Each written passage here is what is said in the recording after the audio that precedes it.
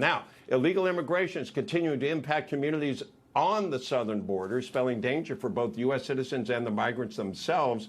Our border correspondent, Jason Jones, was embedded with Texas DPS for an exclusive look into the border crisis.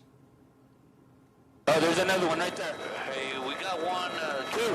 I see the other guy. There's the other guy right there. Hang on, I'm gonna slide the door back. Hey, Jimmy, he's good? Can you get out?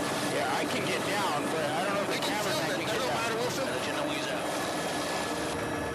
We just apprehended these guys. They're trying to run back to Mexico to do it a little bit later on. They dropped their bags, and we apprehended them up here on the deal. Threw them over to our partners here with El Paso Border Patrol. Today you showed us something that I have to tell you was very impactful, and that was a stash house that some of your agents ended up actually rescuing an 11-year-old little girl, and I think the number was about 12 other migrants, and the conditions were absolutely deplorable. Joe, is this what you're seeing day in, day out now? This is what our folks see every day when we're dealing with the smugglers that are smuggling these migrants, these stash house locations, such as that hotel that we went to. As you can see, as you walk through here, these are the other conditions that they got on the ground. And just human waste on the ground. I've been here since Saturday, and we've had something like this every morning since I've been here. Every morning. Every morning. The majority of the American people, they have no clue. They don't see what you see every day. I mean, is this safe and orderly and humane to you? You got to keep in mind that these smugglers, they're committing a crime. They're criminals. You know, a lot of the smugglers that we catch have drugs on them. You know, a lot of them have prior drug charges. Some are repeat felons. Some are, you know, have a laundry list of arrests on their criminal record for other crimes that they've done. We're standing in the middle of a residential neighborhood. Right now, 5 bailed out illegal aliens, and they ran into the neighborhood. They're hopping fences. They're going through people's yards. They said they've had illegal aliens enter people's homes, and they received multiple 911 calls. We'll get with the driver in this case. We'll look for any clues and see if we can look for a place where these guys might have been being transported to. So sometimes the drivers will know, sometimes they won't. It's going to depend on the alien smuggling organization. Something like this every morning. Incredible. Yeah, see him. He's waving a blanket. Okay, abandoned 3 days ago. He was traveling with 2 others. The coyote left them. $3,000. $3,000 to be abandoned in the desert by these smugglers? Yeah. And he's been out of here for 3 days? So he's saying that he got left behind, but the coyote told him that if he called 911 or called us, that they were going to do something to probably kill him. El Paso is one of several locations that is a conduit for the rest of the country. If we don't stop illegal immigration here and the drugs that come with it, all the crime that comes with that, then the problem's just going to grow for the nation as a whole. So El Paso's key, along with several other locations on the southern border, and we've got to be very cognizant of that. If we don't, the problem's just going to get worse.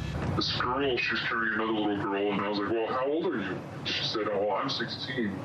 I was like, okay, is this your little sister? And she said, I don't even know her. What? The 1.5-year-old is El Salvadorian and was given to the 16-year-old by smugglers. Or you think they just raped or killed the mom or something? What does your gut tell you? Who knows what her parents are or her siblings if she has any. So what bothers me the most is the women and the children that are being victimized by these smuggling groups. I mean, people have died, you know, in that desert trying to walk this walk. And again, the smugglers don't care because they still collected their money.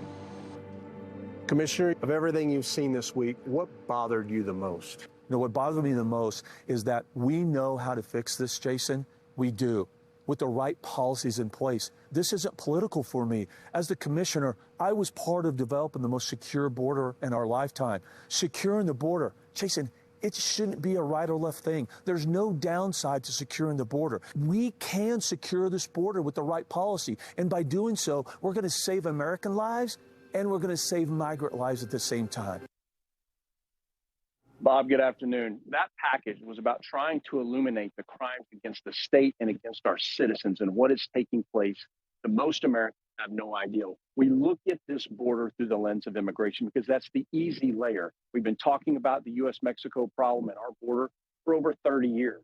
But when you start peeling back the onion and looking at how these cartels, these alien smuggling organizations, and long-haul smugglers treat men, women, and children as a commodity, what we are seeing down there is unprecedented. The adjustment of human smuggling into the trafficking of people across this country. I mean, we were just there in bed with the men and women of the Texas Department of Public Safety for just a few days, and the level of trafficking of people, it's incredible. Now overlay that with the cartel's deadly fentanyl pouring into this country, Americans are impacted across this land.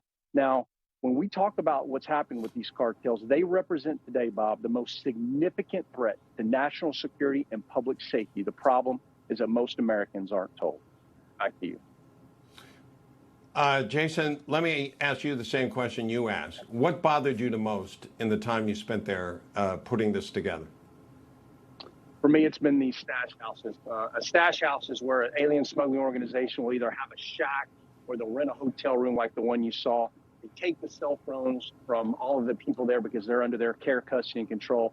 Bob, during my career, I've seen as they've sexually assaulted children. I've seen as they've sexually assaulted women because they truly control them. And that bothers me the most. It is happening in Mexico, and it is happening throughout our land. You know, in the old days, stash houses were just a border issue. Now they're spreading across our country. And we're looking at this through the lens of immigration, and we're not taking a hold and really looking at what's happening. And Secretary Mayorkas telling our country that our border is safe and our border is secure is absolutely false. And if it was not for the Texas Department of Public Safety and Governor Abbott's Operation Lone Star, the American people would have no idea because Border Patrol is not allowed to have the media in bed with them.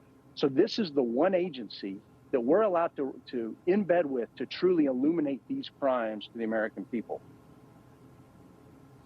All right. As heartbreaking as that was to watch, is great work, Jason. We appreciate your reporting and bringing us up to date on what's really going on down at the border. Thank you so much, Jason. Be safe.